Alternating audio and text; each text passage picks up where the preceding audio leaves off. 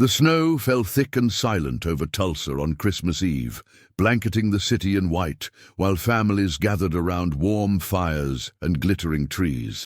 But for 9-year-old Sarah, standing alone on a frozen sidewalk with nothing but a thin sweater and broken heart, this was the night everything would change, though not in any way she could have imagined.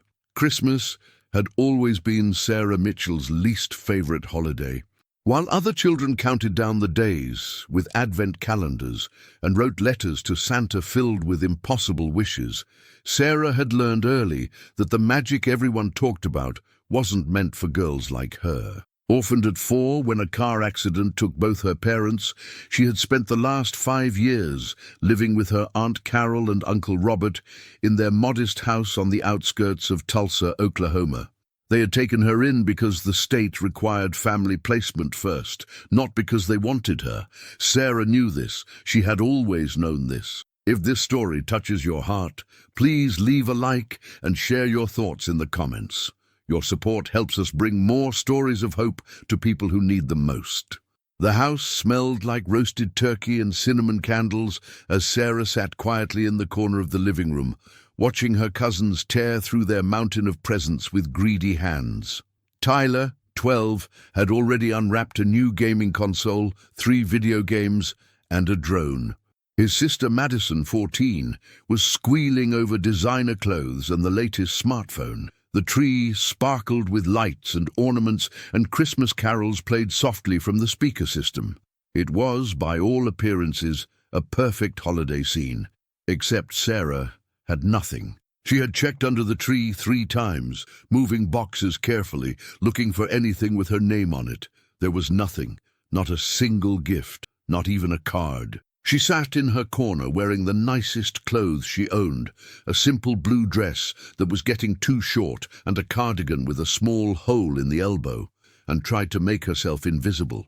Aunt Carol swept through the room in her red holiday dress, a glass of wine in her hand that was far from her first of the evening. She paused to kiss Tyler on the head, to compliment Madison on her new outfit, to laugh with Uncle Robert about some joke Sarah couldn't hear. Her eyes passed over Sarah as if she were a piece of furniture. Less than furniture, actually. At least the furniture belonged here. "Mom, can I set up my PlayStation in the basement?" Tyler asked. "Of course, sweetheart. Robert, help him carry everything down." The family bustled around, everyone with somewhere to be, something to do, someone who cared about them. Sarah remained in her corner, her hands folded in her lap, her brown eyes fixed on the carpet. She had taught herself not to cry years ago. Crying only made things worse. The doorbell rang, and suddenly the house was full of more relatives. Aunt Carol's sister and her family, Uncle Robert's parents, cousins Sarah had met maybe twice in her life. They all hugged and kissed and exchanged gifts, filling the house with noise and warmth that somehow made Sarah feel even colder. "Sarah, make yourself useful," Aunt Carol said sharply, thrusting a tray of appetizers into her hands. "Pass these around to our guests." Sarah did as she was told, weaving through the crowd of adults who looked through her like glass, offering cheese and crackers to people who took without thanking, without even acknowledging the small girl holding the tray. She was a ghost in her own home. No, not her home. She had never been allowed to forget that this wasn't her home. Dinner was served at the long table in the dining room, extended with extra leaves to accommodate everyone. Sarah was placed at the very end, squeezed between the wall and her grandmother's empty chair. No one talked to her. No one asked about school or friends or what she wanted for Christmas. The conversations flowed around her like a river around a stone. "So Tyler's made the honor roll again?" Uncle Robert announced proudly. "Madison got accepted to that exclusive summer program," Aunt Carol added. Story after story about children who mattered, who belonged, who were loved. Sarah ate her turkey in silence and tried to remember what her mother's voice had sounded like. After 5 years, the memory was fading, and that scared her more than anything. After dinner, the adults gathered in the living room for coffee and more wine, while the children scattered to play with their new toys. Sarah started clearing plates, carrying them to the kitchen because that was what was expected of her. She was loading the dishwasher when she heard her name from the other room. Not spoken to her, but about her. Cost of raising that child is astronomical. Food, clothes, school supplies. Carol, it's Christmas. Can we not do this tonight? When else, Robert? She's not even grateful. Did you see her face during presents? Like she expected something. Sarah's hands froze over a dirty plate. Her heart was pounding so hard she could hear it in her ears. The voices in the living room grew louder as more wine was poured and inhibitions faded. Sarah remained frozen in the kitchen doorway, hidden from view but able to hear every word that cut into her like shards of broken glass. "I never wanted her here in the first place," Aunt Carol was saying, her words slightly slurred. "My sister's mistake shouldn't be my burden to carry. Jennifer always was irresponsible, getting pregnant so young, marrying that man." "Carol, the child might hear you," someone warned. "Let her hear. Maybe it's time she understood the truth. We've sacrificed everything for her, and what do we get in return? A sullen, ungrateful little girl who mopes around the house like we ruined her life. We gave her a roof over her head. We gave her food and clothes and a corner to sleep in," Sarah whispered to herself, thinking of the tiny space in the basement that served as her bedroom, with its single mattress on the floor and the boxes of storage that surrounded it like prison walls. She should have stayed hidden. She should have kept quiet and let the storm pass like she always did. But something about tonight, the missing presence, the pointed exclusion, hearing her dead mother called a mistake, cracked something open inside her that had been sealed shut for 5 years. Sarah stepped into the living room. Every head turned toward her, and the conversation stopped abruptly. Aunt Carol's face flushed red, whether from wine or embarrassment or anger, Sarah couldn't tell. "I'm not ungrateful," Sarah said, her voice small but steady. "I always say thank you. I do my chores. I get good grades. I never ask for anything." Her eyes were burning, but she refused to let the tears fall. "I didn't ask to be here. I didn't ask for my parents to die. I'm sorry I'm such a burden." The silence that followed was suffocating. Uncle Robert looked at his feet. The other relatives examined their coffee cups with sudden fascination. Only Aunt Carol met Sarah's gaze, and what Sarah saw there made her blood run cold. There was no guilt in those eyes, no shame, only fury at being confronted by a 9-year-old in front of her family. Carol stood up slowly, her wineglass still clutched in her hand. "How dare you?" she said, her voice low and dangerous. "How dare you speak to me like that in my own house, after everything we've done for you?" "Carol!" Uncle Robert started. "No!" Carol slammed her glass down on the coffee table, wine splashing onto the wood. "I've had enough. 5 years of this. 5 years of pretending everything is fine while this child drains our bank account and gives nothing back. Not even basic respect." Sarah took a step backward, suddenly aware of how badly she had miscalculated. She had expected denial, maybe even an awkward apology. She had not expected this. "I'm sorry," Sarah said quickly. "I didn't mean—" "You're sorry? You're sorry?" Carol laughed, but there was no humor in it. "You want to know what sorry looks like? Sorry is taking in your dead sister's brat because the state guilted you into it. Sorry is watching your own children go without so you can feed another mouth. Sorry is knowing that no matter what you do, you'll never be free of this mistake." "That's enough, Carol." This from Robert's mother, the only person in the room who seemed genuinely disturbed by what was happening. But Carol was past the point of stopping. Years of resentment, amplified by alcohol and the stress of the holidays, came pouring out in a toxic flood. She advanced on Sarah, her finger pointing like a weapon. "You know what? I'm done. I'm done pretending. You were never part of this family, Sarah. You were a charity case, an obligation, a burden we never asked for. And I'm tired of carrying it." She grabbed Sarah's arm and started pulling her toward the front door. Sarah stumbled, too shocked to resist, too small to fight back even if she wanted to. "Carol, what are you doing?" Uncle Robert stood up, his face pale. "It's below zero outside. She can find somewhere else to spend Christmas, a shelter. The streets, I don't care anymore." Carol yanked open the front door, and a blast of frigid air swept into the house along with swirling snowflakes. "Get out! Please," Sarah whispered, finally finding her voice. "Please, Aunt Carol, I'm sorry. I'll be good. I'll do better. Please don't. I said get out." Carol shoved Sarah through the doorway. The 9-year-old stumbled down the porch steps, catching herself before she fell into the snow. She turned back, looking at the open door, at the warm light spilling out, at the faces of her relatives watching from behind her aunt. Not one of them moved to help her, not one of them spoke up. Carol slammed the door shut, and Sarah was alone. The cold hit her like a physical blow. Sarah stood on the frozen sidewalk in her thin blue dress and worn cardigan, the snow already settling in her brown hair. The temperature was well below zero, and she had no coat, no gloves, no hat. She had nothing. For a long moment she couldn't move. She stared at the closed door, at the Christmas lights twinkling along the roofline, at the warm glow of windows, where a family celebrated without her. Part of her expected the door to open again, for someone to come rushing out with apologies and a warm blanket, but the door stayed closed. The seconds stretched into minutes, and no one came. Sarah started walking. She didn't know where she was going. She just knew she couldn't stand there and freeze to death on her aunt's lawn. Her feet, clad only in thin dress shoes, were already going numb as she trudged through the accumulating snow. The streets were empty. Everyone was inside with their families, their presents, their love.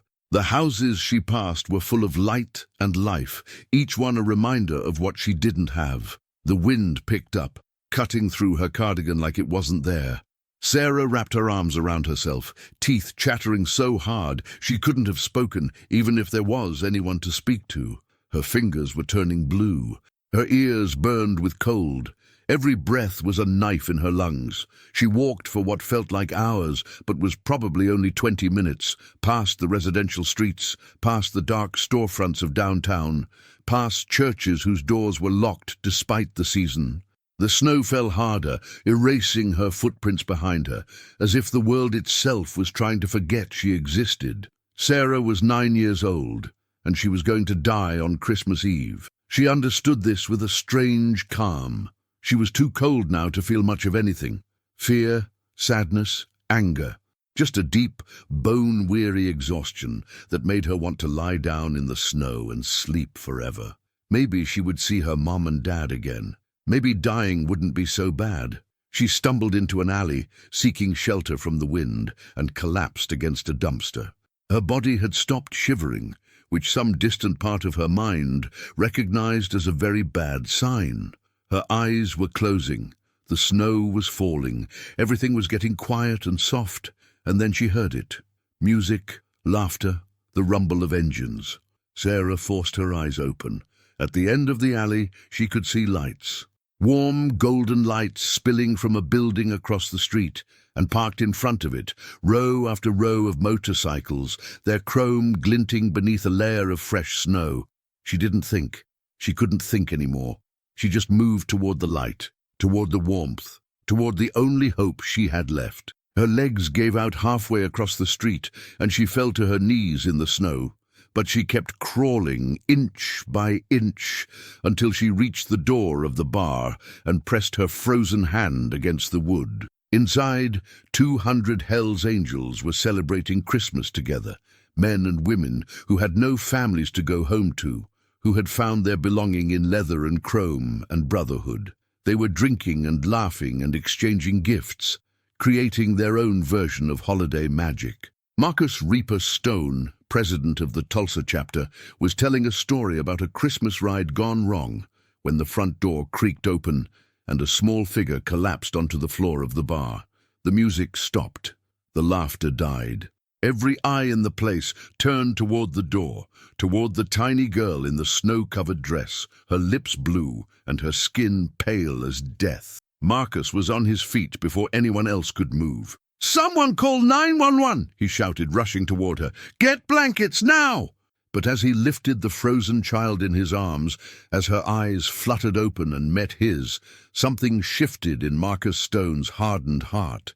She was 9 years old, the same age his daughter Emily had been when a drunk driver took her away 5 years ago. And in that moment, Marcus made a decision that would change everything. The warmth hit Sarah like a wave, so intense after the killing cold that it almost hurt. She was vaguely aware of being carried, of rough hands that were somehow gentle, of voices shouting orders she couldn't understand. Someone wrapped something heavy and warm around her. A leather jacket that smelled like motor oil and cigarettes and something else she couldn't name. Safety, maybe. If safety had a smell, this would be it. "She's hypothermic," a woman's voice said. "We need to get her core temperature up slowly. Someone get warm water, not hot, warm. And more blankets." Sarah tried to open her eyes, but her lids were so heavy she could feel herself being lowered onto something soft, a couch maybe. And then more weight was piled on top of her. Blankets, jackets, the warmth of bodies pressing close. "Hey, sweetheart, can you hear me?" The voice was deep and rough, but kind. Sarah forced her eyes open a crack and saw a bearded face hovering above her, grey hair, blue eyes filled with something that looked like pain. "That's it. Stay with me. What's your name?" Sarah, she managed through chattering teeth. "Sarah. That's a beautiful name. I'm Marcus. You're safe now, Sarah. You're going to be okay." Safe. The word felt foreign, like something from a language she had once known but forgotten. Sarah's eyes drifted closed again, but this time it wasn't the sleep of death pulling her down. It was exhaustion, pure and simple, and beneath all the blankets and jackets and warmth, her body was finally allowing itself to rest. Marcus Stone sat back on his heels, his heart pounding in a way it hadn't in years. 5 years, to be exact. 5 years since the night he got the call that Emily was gone, hit by a drunk driver while walking home from her friend's house. She had been 9 years old, the same age as this frozen angel who had literally collapsed at his feet on Christmas Eve. He didn't believe in God, hadn't since the night he buried his daughter. But looking at Sarah's pale face, at the way the color was slowly returning to her cheeks, Marcus couldn't help but wonder if something bigger than coincidence had brought her to his door tonight. Reaper. Tank, his vice president, approached with a cup of warm water. "She say anything about where she came from, where her family is?" "Not yet." She could barely talk. Marcus took the water and held it to Sarah's lips, helping her take small sips. "But look at her clothes. That dress isn't meant for winter, and those shoes, they're soaked through. Someone put her out in this weather without a coat." Tank's expression darkened. "On Christmas Eve. On Christmas Eve." Around them, the 200 members of the Tulsa chapter had formed a protective circle, their Christmas celebration forgotten. These were men and women whose society had written off. Ex-cons, addicts in recovery, veterans who couldn't adjust to civilian life, outcasts and misfits who had found family in the club when their blood relatives had abandoned them. Every single one of them knew what it felt like to be thrown away. And every single one of them was looking at Sarah with a mixture of fury and fierce protectiveness. "Someone get me a phone," Marcus said. "I want to know who did this to her." But first, they needed to make sure she would survive the night. Dr. Maria Santos, a former military medic who had been riding with the club for 15 years, took charge of Sarah's care. She checked her vital signs, monitored her temperature, and gradually introduced warmth back into her frozen body. It took nearly an hour before Sarah was stable enough to sit up and drink hot chocolate on her own. "She's going to be okay," Maria announced to the room. "Another 20 minutes out there and we'd be telling a different story. But she's tough, this one." A cheer went up from the assembled bikers, followed by applause. Sarah looked around at all the leather-clad strangers clapping for her and felt something she hadn't felt in 5 years. Like she mattered. Like people actually cared whether she lived or died. Marcus pulled up a chair beside the couch where Sarah sat bundled in blankets. "Sarah, I need to ask you some questions." "Ask." "Can you tell me what happened tonight? Why were you outside in the snow with no coat?" Sarah's eyes dropped to her hot chocolate. The warmth of the mug felt good against her still cold fingers. "My aunt kicked me out," she said quietly. "During Christmas dinner. She said I was never part of the family. She said I was a burden." A murmur of anger rippled through the room. Someone cursed loudly. Someone else had to be physically restrained by his brothers. "Where are your parents?" Marcus asked gently. "Dead. They died when I was 4. Car accident. I've been living with my Aunt Carol and Uncle Robert ever since." Sarah finally looked up, and Marcus saw something in her brown eyes that shattered him. Not just pain or fear, but resignation. The look of a child who had learned not to expect anything good from the world. "She's never wanted me. I've always known that, but I didn't think she would." Sarah's voice broke. "It's Christmas. I didn't think she would throw me away on Christmas." Marcus's hands clenched into fists. He had done a lot of things in his 52 years that he wasn't proud of. He had broken bones and broken laws and broken hearts, but he had never, ever hurt a child. The very thought of it made him sick. And now, here was this little girl, this 9-year-old orphan, telling him that her own family had thrown her into the snow to die on Christmas Eve. "What's your aunt's address?" Marcus asked, his voice carefully controlled. Sarah told him. Marcus recognized the neighborhood, middle class, suburban, the kind of place where people put up inflatable Santas and competed to have the most lights. The kind of place where something like this shouldn't happen. But Marcus knew better than anyone that monsters didn't always look like monsters. Sometimes they looked like ordinary people, living in ordinary houses, doing monstrous things behind closed doors. The vote was unanimous. Marcus had called an emergency church meeting right there in the bar, with Sarah safely wrapped in blankets in a back room where she couldn't hear what was being discussed. 200 Hell's Angels stood in a circle, their faces grim in the dim light. "You all saw her," Marcus said, his voice carrying across the silent room. 9 years old, thrown out like garbage on the coldest night of the year, left to die. He paused, letting the words sink in. "I'm proposing that we take her under the club's protection. Full protection. Anyone who wants to hurt her has to go through all of us." "What about the law?" someone asked. "They'll say we kidnapped her." "We didn't kidnap anyone. She came to us, and I'll be damned if I'm going to hand her back to people who tried to kill her." Marcus looked around the room, meeting every pair of eyes. "We've all been thrown away by someone. Every person in this room knows what it feels like to be told you're not good enough, not wanted, not family. That little girl is one of us now. She just doesn't know it yet." Tank stepped forward. "I'm with Reaper. All in favor?" 200 hands went up. Not a single person abstained. Marcus nodded slowly, feeling something unlock in his chest that had been sealed shut since Emily's funeral. "Then it's decided. From this moment on, Sarah is under the protection of the Tulsa chapter. She's family. Anyone who touches her answers to all of us." The room erupted in cheers and applause. But Marcus was already moving toward the back room, toward the little girl who had no idea her life was about to change forever. Sarah looked up when he entered, her eyes wide and uncertain. She had changed into dry clothes someone had found, a t-shirt that hung to her knees and sweatpants rolled up several times at the ankles. She looked impossibly small and fragile, like a baby bird that had fallen from its nest. "Sarah, we need to talk about what happens next," Marcus said, pulling up a chair to sit across from her. "I know you're scared, and I know you don't know us, but I want you to understand something." He leaned forward, his blue eyes intense but kind. "What your aunt did was wrong. It was cruel and it was criminal. No child deserves to be treated like that, especially not on Christmas." Sarah nodded slowly, tears welling in her eyes that she tried hard to blink away. "My club, my family. We've decided something tonight. We've decided that you're one of us now. That means you're protected. It means no one can hurt you without going through 200 people who will fight for you. It means you have a family, Sarah. A real family. If you want it." Sarah stared at him, not understanding. "But you don't even know me."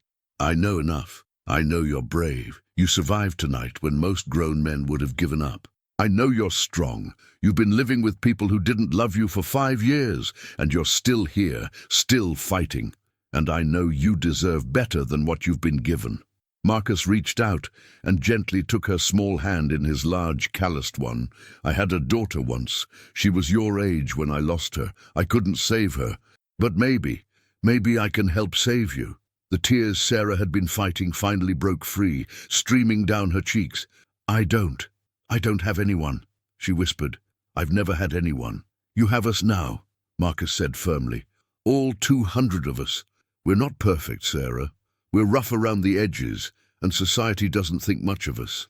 But we take care of our own, and you're our own now, if you want to be." Sarah looked at this big, bearded man who was offering her something she had never had: belonging. Outside, she could hear the rumble of voices, the clink of glasses, the sound of people celebrating. Her family had thrown her away like trash. These strangers had pulled her from the snow and wrapped her in warmth and protection. "I want to be," Sarah said, her voice small but certain. "I want to be part of your family." Marcus smiled, a real smile, the first one in 5 years that reached his eyes. "Then welcome home, sweetheart, welcome home." That night, the Tulsa chapter of the Hells Angels threw Sarah the best Christmas party she had ever experienced. They gave her presents bought from the gas station across the street, candy bars and stuffed animals and a warm hoodie with the club's logo that hung past her knees. They sang Christmas carols badly and told her stories about their adventures on the road. They made her laugh for the first time in months, maybe years. And when Sarah finally fell asleep on the couch, surrounded by 200 guardian angels in leather, she dreamed of motorcycles and open roads and a family that had chosen her. 4 days after Christmas, a silver SUV pulled up outside the Hells Angels clubhouse. Carol and Robert Mitchell stepped out, their faces set in expressions of concerned parental worry that wouldn't have fooled anyone who knew the truth. They had spent the past 4 days fielding questions from neighbors and relatives about where Sarah had gone on Christmas Eve. The story they'd told, that Sarah had run away after a small disagreement, was starting to fall apart as more people asked more questions. They needed Sarah back. Not because they wanted her, but because they needed to control the narrative. What they found when they approached the clubhouse stopped them dead in their tracks. 200 motorcycles were parked in formation around the building. 200 bikers stood in a silent wall between the Mitchells and the front door. And in the center of that wall stood Marcus Reaper Stone, his arms crossed over his chest, his expression as cold as the December wind. "Can I help you?" Marcus asked, though his tone made clear he had no intention of helping. Carol's composure cracked slightly, but she pushed forward with practiced confidence. "We're here for our niece, Sarah Mitchell. We know she's here. We've come to take her home." Home. Marcus let the word hang in the air like an accusation. "You mean the home you threw her out of on Christmas Eve? The home where she was so unloved she didn't even get a single present? That home?" Carol's face flushed red. "There was a misunderstanding. I had too much to drink and said some things I didn't mean. It's a family matter, and we're here to resolve it." A family matter. Marcus's voice was dangerously quiet. "Let me tell you what your family matter looked like from where we stood. A 9-year-old girl, alone in a blizzard, in a thin dress with no coat. Body temperature so low she was 20 minutes from dying. Collapsed at our door because she had nowhere else to go, because her own family, her own blood, threw her away like garbage." The other bikers shifted, their expressions hard and hostile. Carol and Robert had clearly not anticipated this level of resistance. "Look," Robert said, trying to sound reasonable, "we appreciate you helping her, really we do. But she's our responsibility. The state placed her with us. If we don't bring her back, there will be legal consequences." "For who?" Marcus asked. "For us or for you? Because I'm pretty sure abandoning a child to freeze to death is a felony. I'm pretty sure Child Protective Services would be very interested in hearing Sarah's side of the story, about the years of neglect, about being made to feel like a burden in her own home, about being called a mistake." Carol went pale. "She's lying. Children lie. She's always been difficult. She's not lying. The voice came from behind Marcus, and everyone turned to see Sarah emerging from the clubhouse. She was wearing the hoodie the club had given her, her brown hair pulled back in a ponytail, her chin raised with a courage that hadn't been there 4 days ago. "Everything you did to me, everything you said, it happened.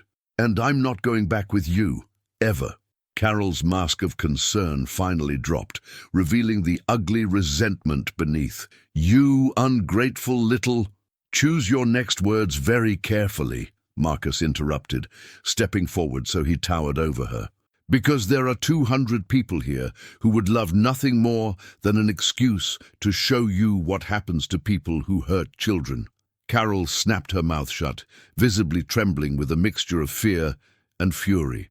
Sarah walked forward until she was standing beside Marcus, reaching up to take his hand. The gesture was small but powerful, a child choosing her protector, her family, her home. "You never wanted me," Sarah said to her aunt and uncle, her voice steady despite the tears in her eyes.